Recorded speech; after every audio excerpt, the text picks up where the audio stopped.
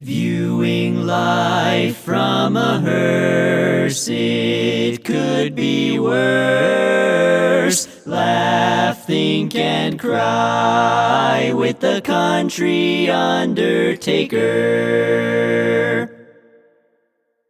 Sir William Gladstone, the former Prime Minister of the United Kingdom, said, "Show me the manner in which a nation cares for its dead, and I will measure with mathematical exactness the tender mercy of its people, their respect for the law of the land, and their loyalty to high ideals."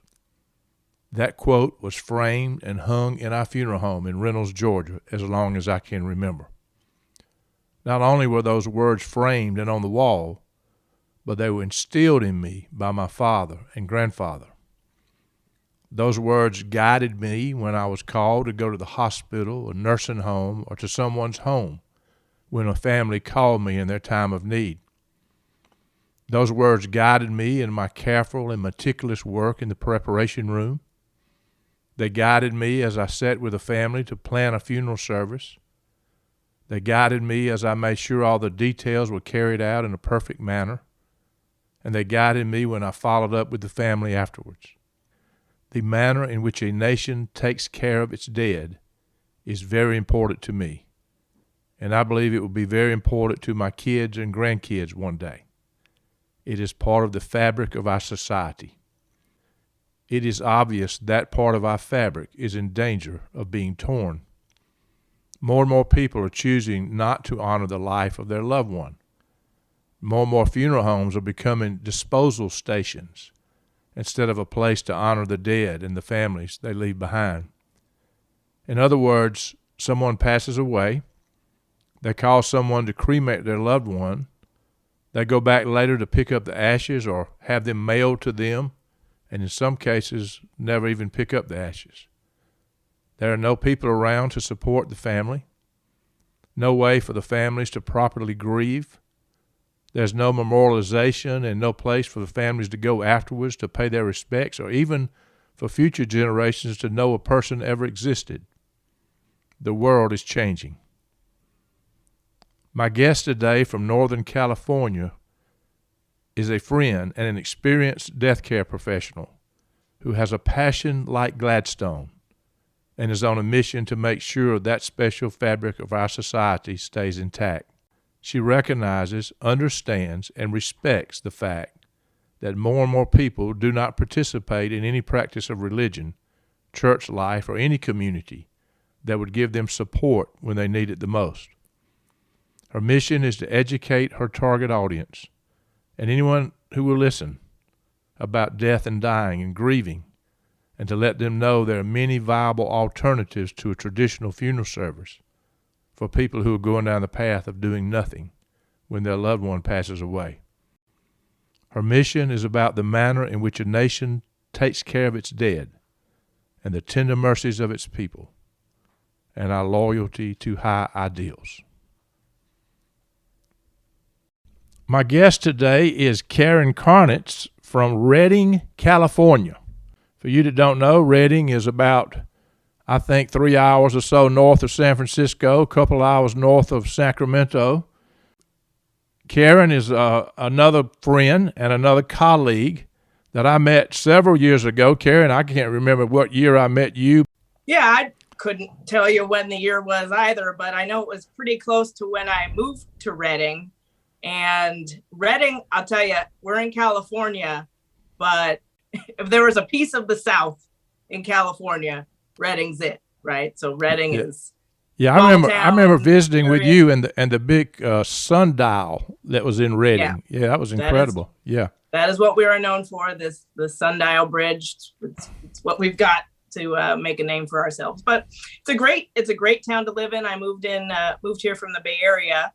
I was lucky enough to be promoted within SCI to come to Redding first to work as a location manager for the funeral homes and then to work as the GM.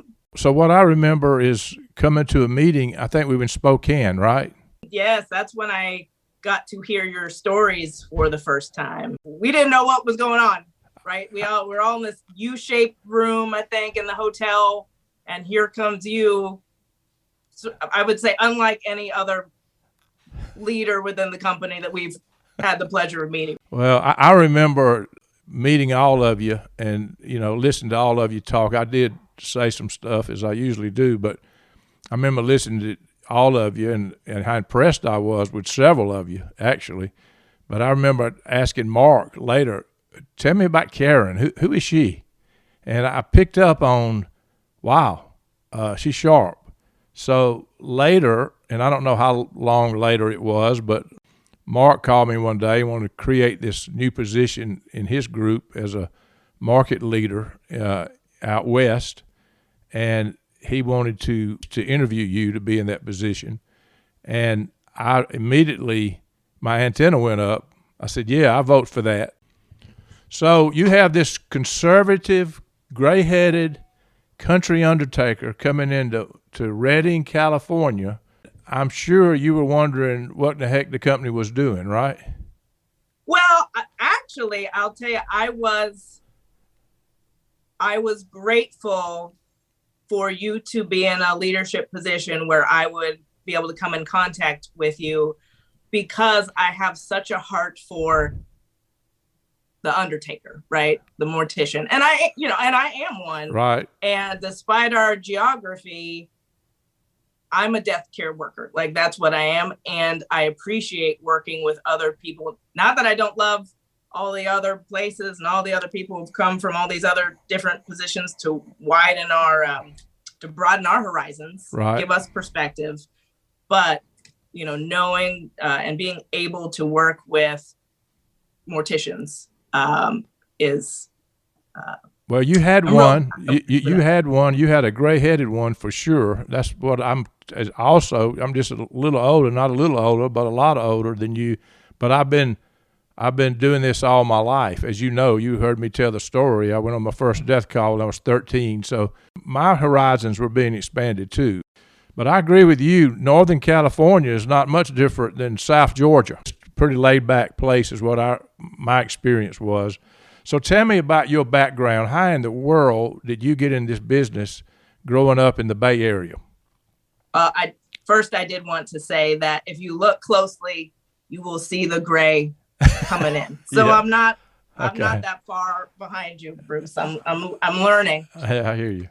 Yeah, and especially when I reflect now on how long I'm able to say I've been in this business over 20 years, and I started as a teenager. So I've got some miles under my belt now. So let me just say this for people wondering. I'm looking at Karen on the screen. You can't see her as you listen to this, so that's why she's pointing out her gray hair. Listening on your phone, where's her gray hair? I'm having a hard time seeing it, but yeah, she's probably got some. Trust me, it's happening. Anyway, so how'd you get in this business in San Francisco? Yeah, it was really, I came to this business through science. It was in high school. I loved taking an anatomy class that was very interesting to me. The next year, they decided to put in an advanced anatomy class, so I was able to take that too. So the insides of things, learning how things work, learning how this machine that is our bodies is so perfectly crafted, it's fascinating to me. And it's a little graphic, I suppose, but I was the first person we had to do a dissection. I was the first person to reach in the bucket and grab the thing that we were going to dissect. And everyone else is like, grossed out. But to me, it's interesting. Well, that's one thing's for sure. Everybody can't do this. Everybody can't deal with the families and the grief and stuff that we deal with. But so certainly everybody can't deal with the science part that we have to deal with. That is a fact. Yeah, that's true. Exactly. So it was my love of science and anatomy that got us thinking about what I might do with my life. And my parents, God bless them, are very practical. They said, don't go find yourself at college, get a career, find a trade school, get a job, start working. Don't spend 4 years trying to figure out what you want to be, do something. All right. And the first thing I was going to try was the Air Force, in fact. So I enlisted into the Air Force Reserves, and I went through MEPS and everything. turned out weighed a little bit too much for the Air Force. So I wasn't allowed to join. They said, come back when you lose 30 pounds. So I said, no, I'll go do something else. Yeah, so that was the deal. And I was going to join. It's funny, when you join the Air Force, you have to choose a path. And I was going to choose mortuary services, obviously. But there's two things you have to choose. And with mortuary services, it also came with hospitality services, which is crazy for two reasons. One, now we're seeing a lot of crossover in mortuaries and funeral homes with the hospitality industry. And two, I also owned a bed and breakfast a little bit later in life. So Air Force sort of formed my path, even though I didn't end up serving. Well, one of the things that struck me about you is I know I was still working, and I think you told me that you had another issue, that you've got a passion for this. It's not just a way to make a living. And you had a friend that was very ill for a long time, and you were so engaged, and you wanted to be there for that family. And nobody's ever been in this business and understands that passion, that maybe can't understand that passion. I can't understand it. I know what you were going through, and I think whatever you had to do, you were there for that family, your friend that passed away. Yes, so you're speaking about Thuy Nguyen, who we love so very much and keep around even now. You know, photos of her are in our home. Her husband is a dear friend we talk to very, very often. I think that when you're in our position, yes, it's difficult to take care of those we love, but it's also our blessing. It is us doing this thing that we were called on earth to do, and it's giving it to not just the community, which is also a blessing to us, but to the people that we love most. We're giving this gift of ourselves. And I think, speaking for myself, I kind of need that. I need to know that I'm taking care of my people, that in this one time where I'm able to do this one thing that I do, that I am able to do something. So I know I always respect what people's boundaries are, and I never try to insert myself into something that's not for me. But in Thuy's case, certainly I was able to take care of her in the way that I felt like I needed to, and felt like she deserved. Everybody deserves to be taken care of. But and all of us that were responsible for the business gave you complete freedom to do that. That was a no-brainer to me. Absolutely. I was very grateful, and everybody was so generous with their time and their talent and allowing me to get what I needed to serve Thuy's family. So I just told this story on a podcast that came out the other day, but I actually embalmed my own mother.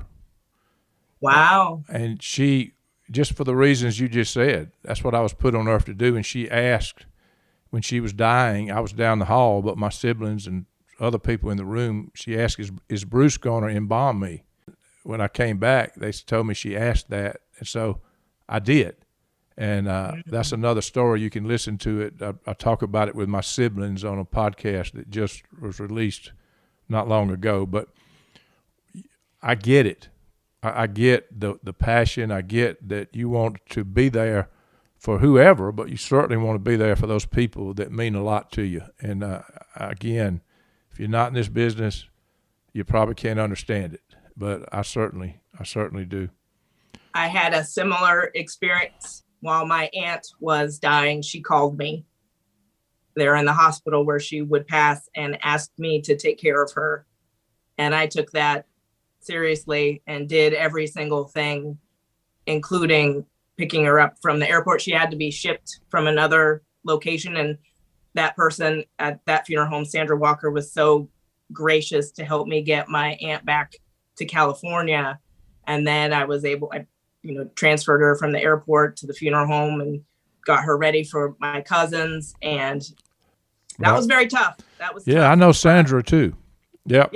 Yep. That's why I said her name. I knew you recognized that. So the other thing that you do that is not a lot of us do, but you are a celebrant.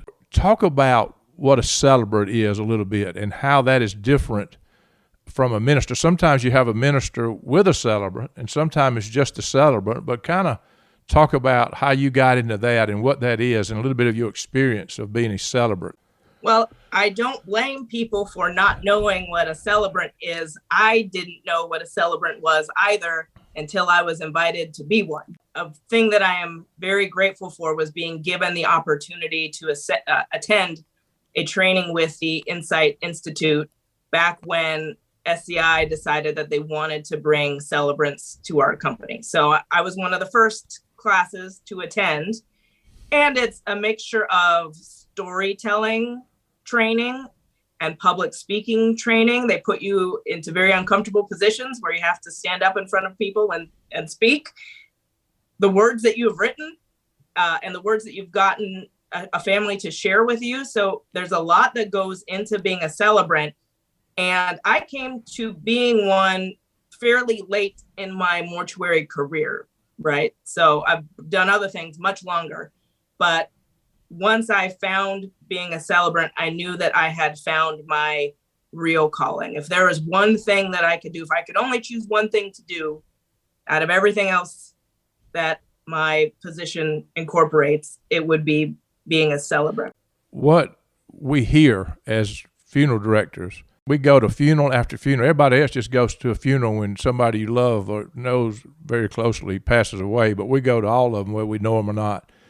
And we have so many stories of people who've lived a wonderful life, and you end up with a minister that the family doesn't even know, and maybe these people have never attended a church in their life, or maybe they have. That's really immaterial, but you've got a room full of people that knows this person very well that just passed away, and you got one man in the room or one lady in the room that knows nothing about this person, and that's the person that's talking. And they many times they don't even mention the person's name.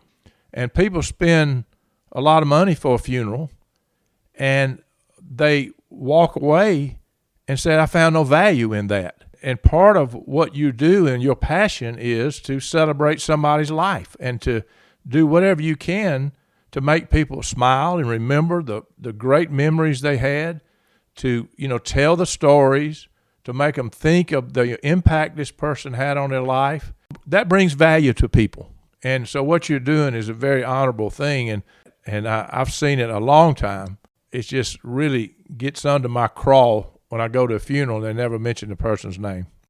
That's why I believe in the power of celebrants, because we are trained to go through certain steps, and we know what a service looks like when it's not true to the person that passed, right? It's just someone who doesn't know them. So it's our job as celebrants to get to know them, and that's what makes the difference in the funeral, is getting to know them. So I do that by scheduling time to meet with the family, try to do it in person if I can, and I try to get as many perspectives as I can. I want to speak to several people. I say this, I want to get a 360 view of this person. So when I'm in a room full of 100 people, things that I'm saying are resonating, little bits are resonating with everybody. Everybody's picking up something and being able to nod and say, yep, that's how I knew this person.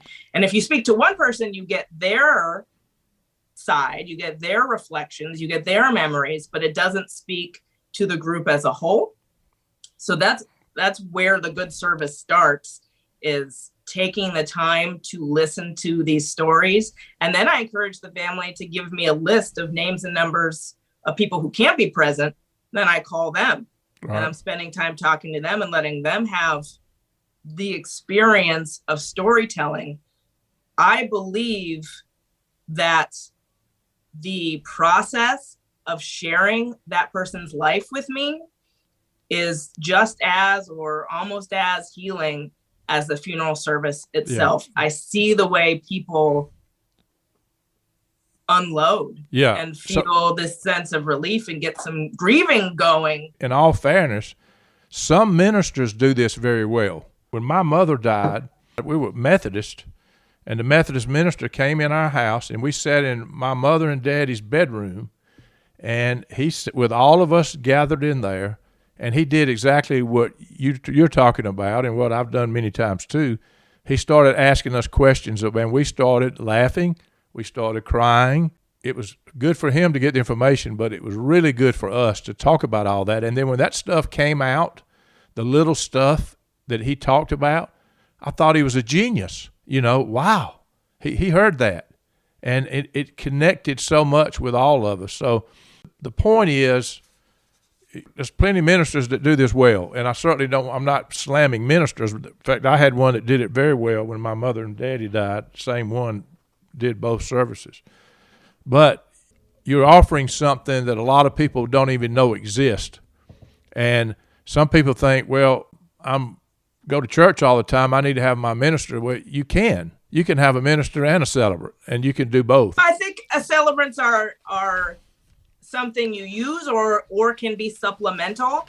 And the point isn't that celebrants are all great, because I'm sure there are some celebrants that need some more training. But what I think is it gives people who are not ministers, who didn't choose that life or that life is not available to them, it gives people like me who are funeral service professionals an outlet to also then be a storyteller and to take a part in this funeral process also. So it's nice that people who are not ministers by trade can still have access to being a celebrant, performing services if they have a heart to do that. The other side of the coin is I've seen people that are trained as celebrants that don't have the gift of doing what you do. They don't have your gift. So everybody can't be a celebrant either. You may want to do it, but it doesn't mean you've got the ability to stand up and do that in a compassionate way and be sincere and communicate what you need to communicate. So that's your gift as well. And I think you know that. I think you figured that out. If that's your passion, you figured out that that's your gift as well, or one of your gifts. I want to talk about your website, but let me just mention, and we're going to introduce what she is doing. She's doing something new, and she's got called My Mourning Space, MOURNING, My Mourning Space, and we'll give you that website before we get done, and hope you guys will go look at it and understand and look at what she's got there. But let's talk about the website. When I looked at you on the website, I thought, my gosh, I've never seen her like that. And I've been around you a lot. I mean, I guess I've been around you with funeral suits on or something. I've never seen you in that picture. So tell me what you were thinking. And I think your answer is going to be very meaningful. Growing up in the Bay Area in the late 90s, 2000s, there is a certain aesthetic that you might expect to find in the Bay Area. And I, being from there, I participate in that. So that means I have a lot of tattoos, right? Body modification is a thing for me. I even have a septum ring. I don't have that pulled out either. But that's just it's where I am. It's the community. It's the culture. So I'm nothing more than the culture around me. But I chose a very conservative profession, even in the Bay Area, which is not so conservative in other ways. Still in funeral service, you expect to see a certain thing, or did. We're moving it out of that a little bit. But I took that very seriously. So I wear the suits, and I'll tell you, I had some bad experiences early on where I dared, after hours in the funeral home community. So I'm participating in an event with other funeral professionals. It's not at work. And I had my sleeve showing, and I got reprimanded. Now, not by anyone that was in a place to reprimand me. It was just peer to peer. But that knocked me back again, where I was like, well, I really can't be myself. I really can't show this off. This is not appropriate. Let me tell you, I work in places, or I live in places that are 100 degrees in the summer. Reading here gets 110, no problem. It was years when I moved into a community before anyone would see me without long sleeves. People would just look at me sweating. I'm just dripping. And they're like, take off your jacket. What's wrong with you? And I'm like, I cannot. Sorry. God knows what they thought was going on. But it was, I had this thing inside me that says, no, you can't you can't be who you are. You can't show that off. That's not the job you chose. You're going to sweat for the rest of your life. That's the way it is. But then the culture within funeral homes, so funeral culture is its own bag. And the culture has started to shift where you're seeing a lot of leaders that are tattooed, wear the suits at work, absolutely. But it's more, it's not even a thought that some of us are going to walk around and we're going to have full sleeves. But it's still not something you necessarily take to the office, all of that. But, I'm 42 now. Like, that's not old, but, I'm heading on the other side, right? And I don't want to live another day feeling like I have to hide who I am.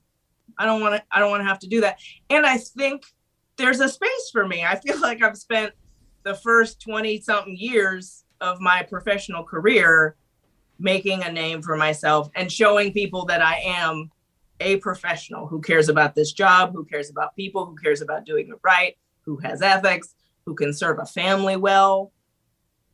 And quite frankly, some families would prefer that they meet with somebody who has tattoos or looks in a certain way. Some people would. Now, some people wouldn't. I don't know that I'm going to Reynolds, Georgia with my jacket off. Like, maybe not. I don't know. But in the Bay Area, not a thing. Like, it's not really a concern. So, the probably the way I look at that, at least half the people, even conservative, gray-headed people like me, don't give a rip. Wear whatever you want. And then there's a big percentage of people, thank God there's somebody that's like me that I can relate to. And then there's a very small percentage of people that it bothers. So that means with me being conservative, the same principle is true. I'm going to thank God this guy's like me, or, I wish he would be like I am. He's not like me. I can't relate. So I agree with 100%. Be who you are. Mention why I'm explaining that, because when you pull up your website, that's what you see. So that's why I ask you the question. Yeah. So depending on where you go, if you Google my name, you'll see some very different things. So sometimes you'll see me in a fitness competition. Sometimes you'll see me in Rotary. Sometimes you'll see me, corporately with the suits on. And then now in this space that I'm claiming for myself, you're going to see who I see myself, how I see myself. That's what will be on that website, which is a death care worker, a funeral professional, someone who cares about people, and someone who wants to educate others on something it's sometimes too late by the time we seek out this education, right? By the time we need to know about funerals and what happens after death, oftentimes it's too late. So this is my place to share my wisdom with others in my most true form, just bringing myself to the world with all I have done. Talk a little bit about your authentic self. Who is Karen Karnatz? Yes. my son would call me a hippie. I don't know if that's relevant anymore. It's not the 60s, but I can't think of another word. I'm walking around in the streets of Reading with a linen caftan on and my hair and a head wrap and my leopard print Crocs. And my friends are like, what is going on with you? Why are you trying to be a priestess or something? And I'm like, this is what I want to look like.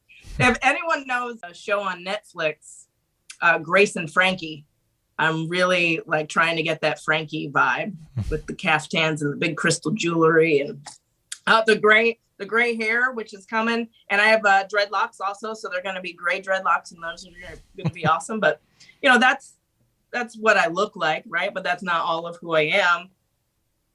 I believe in the power of ritual and in ceremony.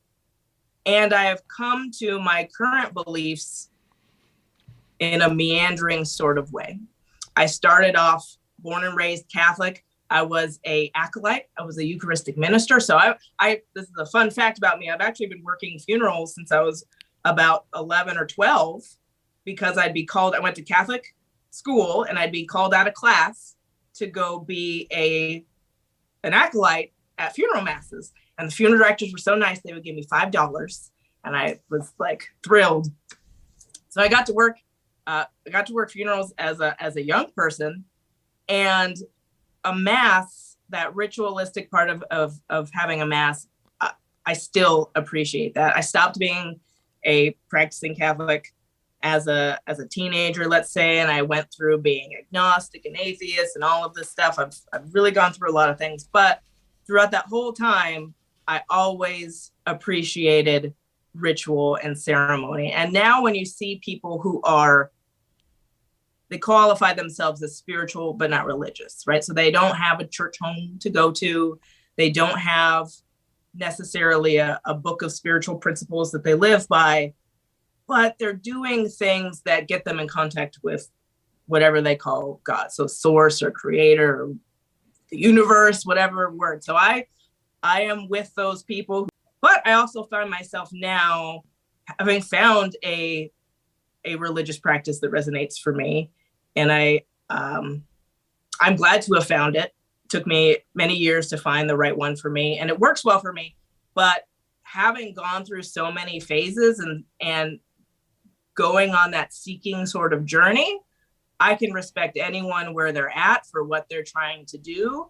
And also remember, in whatever practice you have or whatever ritual you're participating in, you're still getting the benefits. You're still tapping into something bigger than you. So let's talk a little bit about what's going on. And I know you see it, and this is, I'm sure, is what got you looking at this, because there's so many people now that having someone pass away and they have no ceremony at all. They don't have a cremation and they put them on the shelf or whatever. There's not even somewhere to go later to pay your respects. And there's got to be a little emptiness in that for people that their loved one lived the whole life. They passed away and we're done. We just keep on going about their life. Isn't that kind of what you see and what you've been seeing happening that kind of spurred this on to say, what can we do to relate to these people that don't find any value in having any kind of ceremony at all for their loved one? When I am lucky enough to be invited to speak as a funeral professional, that is often a topic. And I try to make sure that I am speaking to that point. And I tell people, living, breathing people sitting in front of me, please don't tell your family not to do anything. Please don't tell your family to just get rid of me in whatever way that they say that. People say it in very colorful ways. What I tell them is, say what you mean.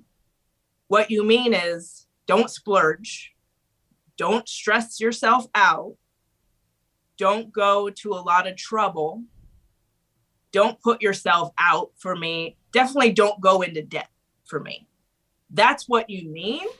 So say that, because when you do make that request, do nothing, your family is going to do one of two things. They're going to do nothing and not get the benefit of being with their community at a time when they need their community the most, and being in a space of shared grief with others. So they don't get that, or they do get that because they do a funeral anyway because they want it, but they have this nagging feeling of guilt that they have gone against your wishes. Yeah, so I used to have people come in. I can remember one guy right now, and this happened more than once, but I remember one particular man, it was at a visitation. He said, Bruce, I want to talk to you a minute. When I die, I want you to get the cheapest box you can find, and I want you to go bury it, and I don't want to have any funeral. I just, that's all I want to do. And I said, Mr. Jim, I'd be glad to do that, but you better talk to your wife and kids, because I don't think they're going to want to do that. Of course, they didn't. But now we're in a world where it's okay with the wife and kids. People can say that, and they say, okay, that's fine. That family would have never let him do that. And I told him that, and they got together and talked and all that. But now it's a different world. People are fine with saying, okay, don't do anything. And you're right. I know you've experienced grief of your own, and so have I. What you just said is so important. If nothing else, having people you love and care about with you to walk you through. I was talking to my brother the other day, when I think he made a comment that people won't care if you don't come to their funeral, but they're sure appreciated if you do. And that's true. When you walk out and you see people that have driven a long way to be there for you, that you care about, it's just a lot of healing that takes place when people gather to celebrate somebody's life. Well, there's a reason we do it. There's a reason that cultures all across the world have funeral rites, funeral ceremonies. It's intrinsic to our nature as humans to experience this with other people and to get support from other people. And we're losing that. And I think that has a ripple effect in the rest of our lives. You remember that Gladstone quote that said, "Show me the way a nation cares for its dead. I will measure with mathematical exactness the tender mercies of its people." That's true, and we are losing that. I think it's a part of the fiber of our society. And so what you're doing is very admirable, because you're trying to relate to the people that are subject not to do anything. I want to tell people that a funeral doesn't have to look like the funeral that they didn't like. The funeral that they went to and said, this is not, I don't want this. And I hate to say it, funeral professionals, but we know we've put on some funerals that we wouldn't want for ourselves. And we're not selling the idea of funerals. We're not, sometimes when people attend a funeral and it's a lackluster event and doesn't resonate with them, of course they wouldn't want that, right? I get it. But there's another way. There is a way to have a service that resonates with you. And it doesn't have to be a bunch of people in a church. It doesn't have to be a bunch of people in a mortuary. It can be a picnic. It can be a walk. It could look like anything that makes sense to you. And that's that message is, let's not have a normal or a traditional funeral. Let's not have the funeral that you think of. Let's do something meaningful for you. Allow you that space to grieve and to get some momentum to move forward. And I that's the other part of my message when I share with people, please stop saying that. The funeral is for the person that has passed. It's for them. It should honor them. But the funeral rite itself, that ritual, is for the people left behind. Don't rob those people from that experience because you care about them. You know, you're not doing it to take it away from them. You're doing it to try to relieve a burden. There are other ways to do that. So the point is that you're exactly right. People go to one of these funerals and they leave, I don't want any part of that. And they go tell their loved ones, don't do anything. And what you're saying is you don't have to do that, but there's other stuff you could do that you will find that you would want it. And that's what we got to educate people to do. I remember a good friend of mine passed away, and typical thing, there was an elderly lady playing the organ, and this guy hadn't been in the church in 40 years, but he was in the church and playing hymns that he'd probably never heard, and the minister never mentioned their name. And I was about to vomit sitting in the audience, because I'm thinking, this is no value at all to this family, all these people that are here. And it's one of those situations, everybody in there knew the person, but the man that was talking. I was at a funeral, and I was a funeral director. I was there as a friend. But I walk up on the sidewalk, and I run into some people that know me and know I've been in the funeral business all my life. I said, Bruce, please don't let them do that to me. Cremate me, throw me in the river, do whatever, but don't let them do that. And so you're right. That's what people think. I don't want that, so I don't want anything. So talk about this Mourning Space. Let's talk a little bit about what you're doing and what your purpose is and how that complements what you do for a living every day. In my current role, the most important function that I have is to give the leaders that work with me a space to grow in their own careers. I manage funeral homes and cemeteries. For people who don't recognize the title, I say I'm like a district manager. You're in California and Oregon and Washington, is that right? California, Oregon, and Washington, yes. Yep. Yeah, so it's my role is to help these leaders that work for me in these different states to do well in their own positions, to find success, whatever that means for them, and then have that trickle down to the teams that work for them also. And I take that very seriously. I want people to have as much opportunity as they can and to be exposed to as much as they need to be successful. So that's my current role. What I love to do and don't often have the time to do is be a celebrant. Although I do that work on occasion, I enjoy educating people on what to expect after a death has occurred.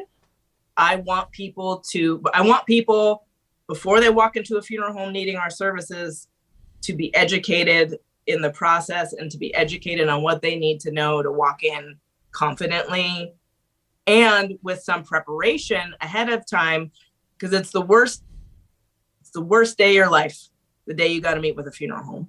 You definitely don't want to be making the most important decisions on the worst day of your life. I have been present. You know what happens? Someone passes and then you sit at home and it's the middle of the night and you're tired and you're not hydrated and you're probably drinking alcohol. If you drink alcohol, like, you are in a mess. And then you got to roll yourself out of bed or not because you didn't sleep and then go to a funeral home and be trusted to make decisions. I'd rather you did it ahead of time, so you weren't trying to figure all that out when you're in no place to make big decisions. And a lot of emotions are high, right? Think about it now when you're fine, you got time, you have your wits about you where you can make some decisions. So I really want to get that education piece in. And I can do that a little bit in my role, but Mourning Space is a place where people can contact me if they would like a specific message to be relayed to a certain group, or if they would like to know more about death care workers and how we can help support people before death. There's a contact page where people can reach out to me if they would like to learn more about what I might be able to share with them. What are they most interested in learning, and how can I support them in giving that message? So that is one way that I would like Mourning Space to work, where people can contact me and be able to have a conversation about how I can support them in learning more and getting more death education, or talk about the benefits of active grieving. So why is it important to walk into grieving knowing that it's what we need to be doing? We shouldn't shut down grief. We should work through it. And eventually I'll have some workshops on how to grieve more intentionally. You've written a workbook, right? Yes. So I'll tell you, the primary function right now of Mourning Space is a way for me to get out to the world that I created a workbook. How that came to be, one of the things that I see in the world starting in 2020 most specifically was the way that grief is going to be shaping the rest of our lives.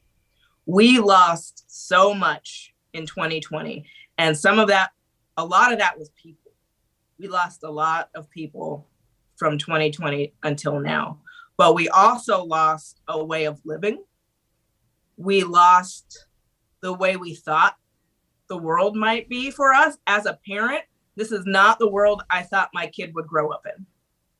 Taking him out of school, although homeschool has been a blessing for us, I thought he was going to have the same troubles at school like I had, right? The bullying or like just a normal school existence. In no way did I think this was going to be his life. So all of us have lost something. So all of us are going to need to get better at grieving what we've lost, recognizing how much our lives have changed, and giving ourselves the permission to be sad about it and work through those feelings. So you're actually seeking people not to just lost a physical person, but to just going through grief, period, right? Correct. A lot of what I've noticed is, because I am, above all else, a death care worker, people come to me about the death of a person.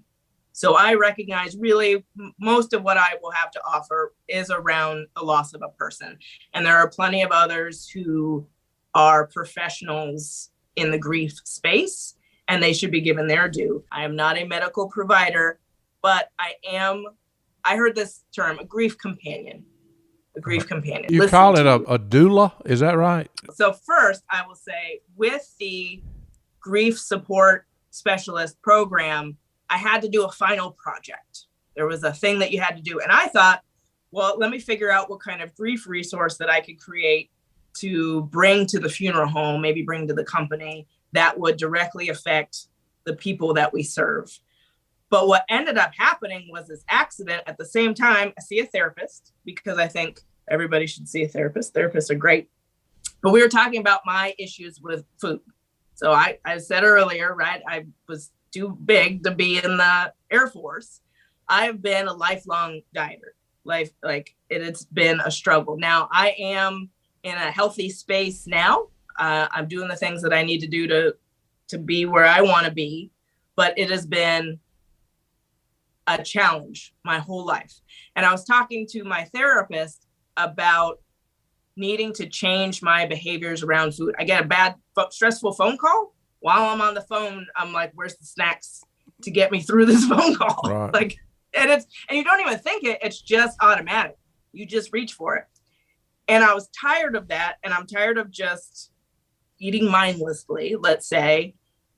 But the prospect of losing that, the prospect of never being able to just eat my way out of my feelings, that's sad, actually. Right. Ideally, I could just eat whatever I wanted all the time and eat mindlessly and no changes happen. Like, I'm perfectly healthy and I look the way I want to look, but that's not real, right? And so no diet that I ever experienced, no diet I ever went through dealt with the emotional side of eating. None of it. So I made this joke, I need a funeral for food with my therapist. And I was like, well, that's not right. I'm going to eat. I got to eat. And food can be nourishing. Food is medicine. So I don't need a funeral for food. I need a funeral for the behaviors that I have around food. So me being the person who knows how to write a funeral, I said, well, okay, I'm going to write a funeral for myself with that behavior. And that was the end in mind. And I said, okay, well, what do I need to write a funeral? I need to know who it's for. What is it? Okay, it's for this behavior. I want its life story. Where did it show up for me? When did it come into my awareness? And what benefits did it bring me? It came in for something. I got something out of it. So what are all these good emotions? What are all these good feelings I can remember from having this behavior? Okay, now how do I get these good feelings through other things?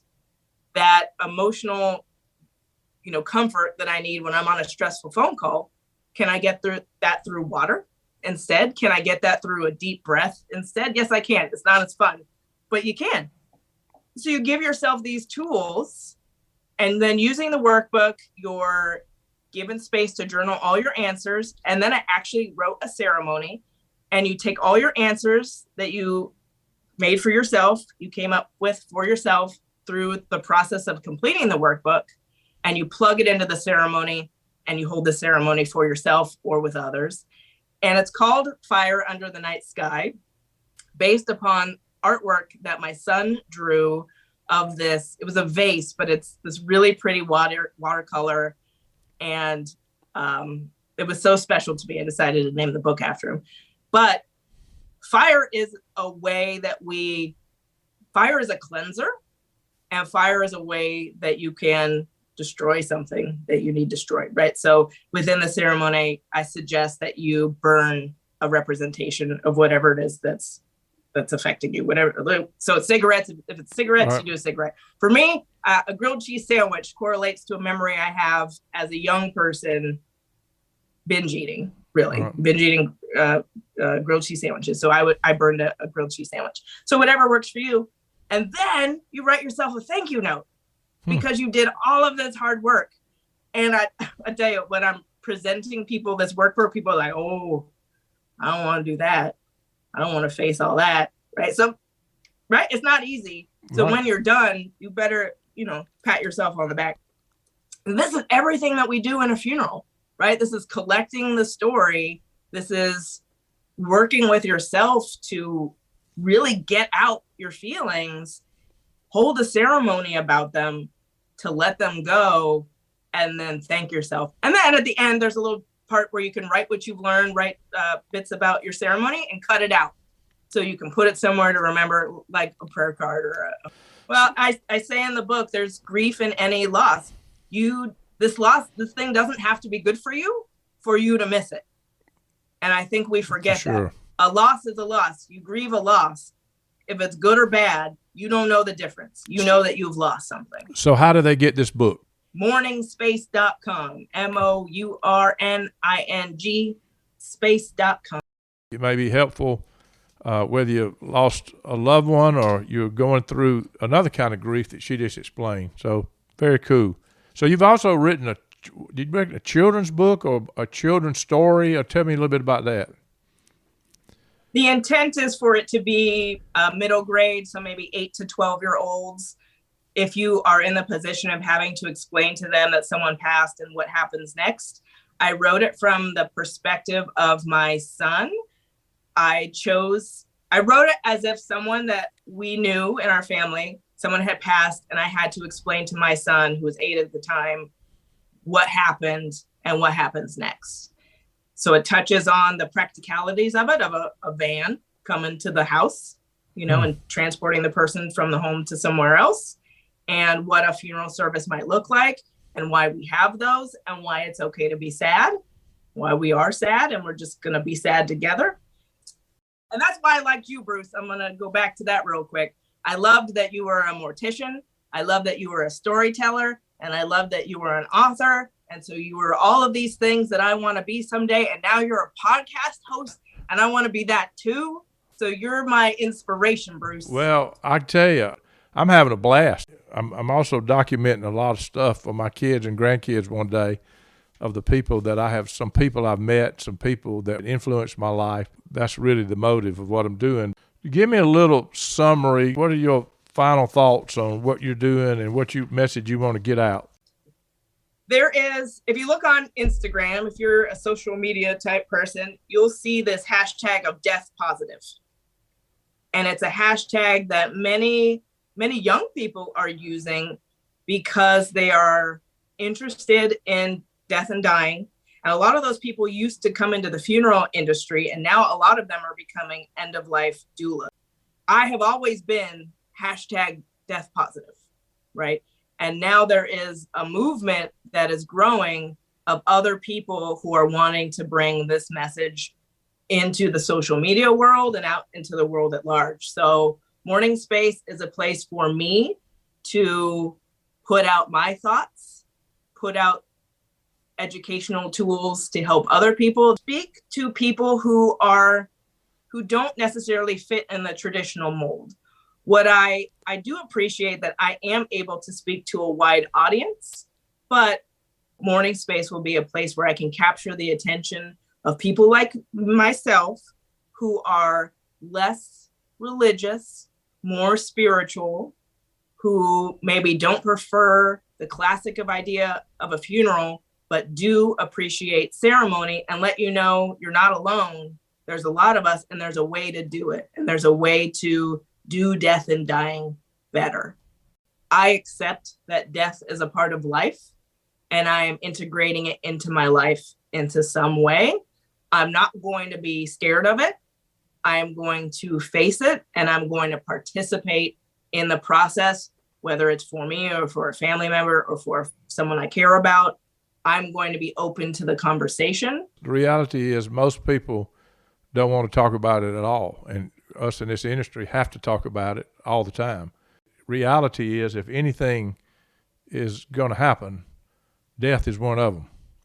Great. So if you have one final statement to all your listeners, that the last thing you want them to hear, what would that be?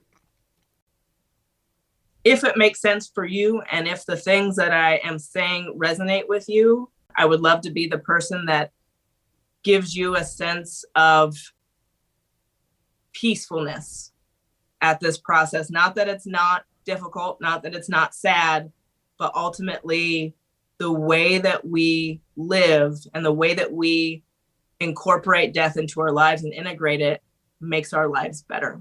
And I would love to help you do that. And you don't have to be from Redding, California to get your help, right? Karen, I'm glad I know you, dear. I'm glad I met you. I'm glad you're my friend. It's neat that we can sit here with technology and look at each other and talk to each other from all the way across the United States. It's been a pleasure. Thank you for honoring me by joining me on this podcast today. I was thrilled to be invited and thrilled that we can maintain a connection. You are an inspiration, and I'm glad to know you. Thank you, Karen.